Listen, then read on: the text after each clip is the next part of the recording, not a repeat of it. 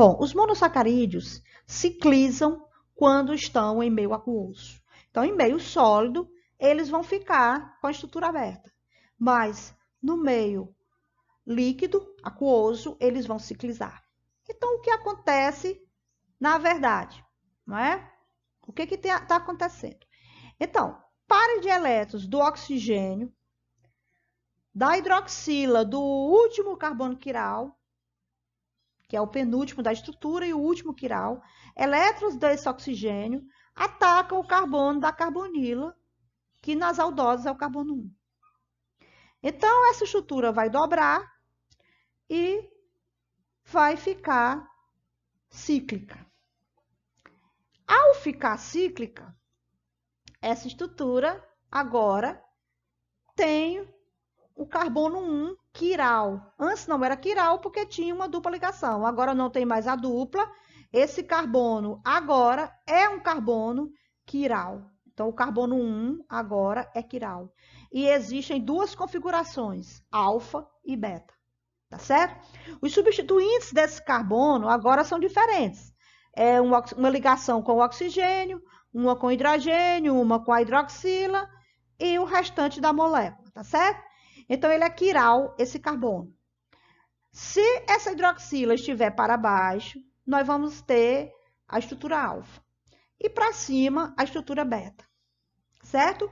Haworth batizou essas estruturas com o nome piranose, em memória do pirano, tá certo? Em alusão ao pirano. Então, a alfa-D-glicopiranose é a glicose cíclica com a hidroxila do carbono 1 para baixo do plano do anel. E a beta-D-glicopiranose possui a hidroxila para cima do plano do anel. Okay. Certo? Essas duas formas alfa e beta podem sofrer mutarrotação. O que é isso? Uma interconversão entre alfa e beta, já que eles são diastereoisômeros, podem se converter e até chegar a um equilíbrio químico, né? Então, no equilíbrio, nós teremos 2/3 da estrutura beta e 1/3 na estrutura alfa. Menos de 1% estará na estrutura aberta aqui de cima. Então, essa estrutura daqui de cima vai ficar menos de 1%. Então, se você tiver uma enzima como a glicose oxidase, que consuma o isômero da beta-D-glicopiranose, ela vai converter no ácido D-glicônico. Essa estrutura beta, ao diminuir na solução, as moléculas da estrutura alfa vão se interconverter em beta até chegar no equilíbrio novamente de 2/3 de beta e 1/3 de alfa. Então, assim, essa enzima pode ser usada para dosar a glicose sanguínea, porque num tempo de 15 minutos de reação, toda a estrutura beta já foi consumida, porque ao ser consumida, a alfa se converte na beta. Assim como as aldoses, as cetoses também podem sofrer a ciclização. Vamos olhar para a estrutura nós temos aqui a estrutura da D-frutose, tá certo? A estrutura aberta em meio sólido. Então, o carbono da carbonila é o 2. E vamos marcar aqui a hidroxila do último carbono quiral. Os elétrons do oxigênio, do último quiral, vão atacar aqui o carbono da carbonila. E a molécula, então, vai ficar cíclica. Haworth batizou de furanose, em homenagem ao furano e ose, tá certo? Então, vão surgir 2 isômeros, o isômero alfa, de frutofuranose, e o isômero beta. Então, no isômero alfa, o carbono 2, que é o carbono anomérico, que é o carbono da ciclização, ele está com a hidroxila para baixo, então é alfa. Se tiver para cima, é beta.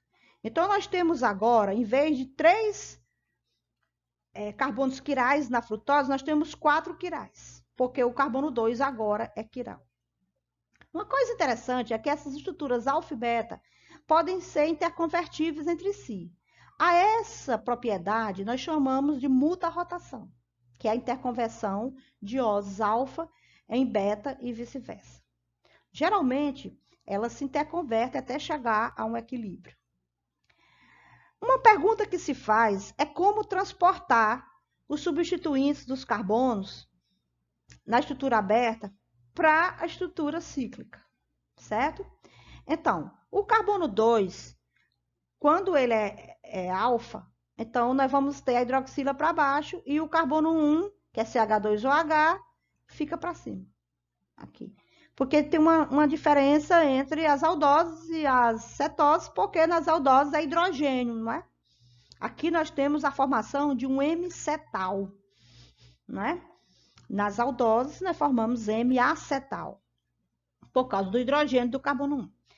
O carbono 2, 3, 4, 5 são carbonos quirais. Lembre-se que em toda estrutura cíclica, somente os carbonos quirais fazem parte do anel, mais o oxigênio. Então, eu tenho 4 carbonos quirais aqui e tenho o oxigênio. Bom, do nosso lado direito já está o carbono 2. O carbono 3, como é que eu vou fazer para colocar a hidroxila e o hidrogênio? A regra é o seguinte, vale para a glicose, vale para todos. Nos carbonos quirais, você olha a posição da hidroxila na estrutura aberta. Tudo que está à direita na estrutura aberta, tudo que está do lado direito, vai ficar abaixo do plano do anel. E tudo que está à esquerda, fica o contrário, para cima. Então, vamos pensar no que está abaixo do plano do anel. Então, no carbono 3, o hidrogênio está do lado direito. Então, ele vai ficar para baixo do plano do anel. A hidroxila fica o contrário. No carbono 4, a hidroxila está do lado direito. Então, ela vai ficar para baixo do plano do anel. Certo? O carbono 5, ele tem... Você coloca o grupo maior para cima, CH2OH, e o hidrogênio para baixo. Tá certo? Então, assim, eu tenho a alfa-D-frutofuranose, que só difere da beta pela configuração do carbono 2, que é o carbono anomérico. É o carbono que potencialmente ele pode restaurar a carbonila. Então, se houver uma reação com íons cúpricos, tanto a glicose como a frutose reagem, que é o reativo de Benedict, com íons cúpricos, ocorre uma reação de oxirredução e o açúcar funciona como um agente redutor. Então, esse anel vai abrir e, momentaneamente, nós vamos ter de volta o C-O, a carbonila, com ação redutora, e o açúcar é convertido num ácido carboxílico, tá certo? Então, açúcares redutores são açúcares que têm os carbonos anoméricos com potencialidade de reagir com íons metálicos, reduzindo os íons metálicos. Se for com íons cúpricos, reduzindo para cuproso, tá ok? As estruturas de Haworth, elas foram consideradas estruturas muito planas para justificar os aspectos tridimensionais das ligações do carbono. Então, aí, o grau de hibridização do carbono não permitiria uma estrutura tão plana. Então, foram propostas as estruturas em cadeira e em barco, que também às vezes é chamada de bote. As estruturas em cadeira, aqui nós temos para a glicose, né? Aqui embaixo. Então, a estrutura em cadeira é uma estrutura que você tem o plano horizontal do anel e um eixo que seria perpendicular ao plano do anel. Então, as ligações dos substituintes dos carbonos seriam axiais ou equatoriais. As axiais, elas são quase que perpendiculares ao plano do anel, né? Ou seja, ao eixo perpendicular ao plano do anel. Já as equatoriais né? Elas são mais direcionadas, elas emergem do plano do anel, mais para a periferia. Então, elas são quase que paralelas ao plano do anel. Então, para a glicose, para as estruturas da D-glicose, nós temos duas propostas de estruturas possíveis para beta-D-glicopiranose, mostradas aqui, e uma aqui para alfa. São vários isômeros, né, que pode haver. Então, veja, a estrutura de barco, na estrutura de barco, ela não é uma estrutura que tem mais impedimento estérico. Enquanto que a de cadeira garante menor impedimento estérico. Porque as posições axiais, se elas forem preenchidas com hidroxilas, elas teriam maior impedimento estérico, maior repulsão. Então, nas estruturas de cadeira, todas as posições axiais coincidem de ser hidrogênios. Os grupos mais volumosos, como OH e CH2OH, eles não estão na posição axial.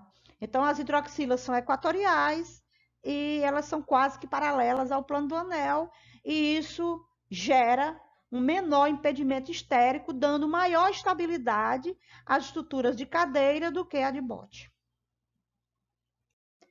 Continuando a ciclização, podemos ver que a ribose e a desoxirribose podem também sofrer a ciclização. A hidroxila do último carbono quiral, que é o carbono 4 da ribose e da desoxirribose, contém o oxigênio com pares de elétrons que podem atacar o carbono da carbonila e assim formar uma estrutura na forma furanosídica. Essa estrutura de Haworth na forma piranosídica, ela não é muito adequada para demonstração das formas cíclicas da ribose e da desoxirribose. Para ambas, existem as formas C3-endo e C2-endo. O que significa isso? A ribose e desoxirribose, elas apresentam formas mais retorcidas em envelope, que lembra um envelope com a borda para fora, ou seja, um envelope aberto. Então, o carbono 3 está acima do plano do anel e ao lado do carbono 5, do mesmo lado. Então, é chamada C3-endo. Se fosse de lado contrário, seria exo. No C2-endo, o carbono 2 está fora do plano do anel, mas do mesmo lado do carbono 5. Então, é C2-endo. As estruturas C3-endo estão presentes no DNA tipo A e na hélice para a esquerda, tipo Z, que é uma forma desidratada do DNA e que possui C3-endo nas bases, nos nucleotídeos com base de purina. Nos nucleotídeos com base de pirimidina, do DNA Z, que é uma hélice para a esquerda, nós temos o C2-endo. Agora, no DNA B, descrito por Watson e Crick, que acredita-se que seja o DNA do meio biológico, então existe a C2-endo, que garante flexibilidade à molécula do DNA, garante as torções que o DNA pode fazer, ou seja, que o duplex pode fazer. Então, esses açúcares, ribose e desoxirribose, possivelmente foram escolhidos na natureza pela grande flexibilidade que essas moléculas garantem aos ácidos nucleicos, para que possam assumir formas espiraladas.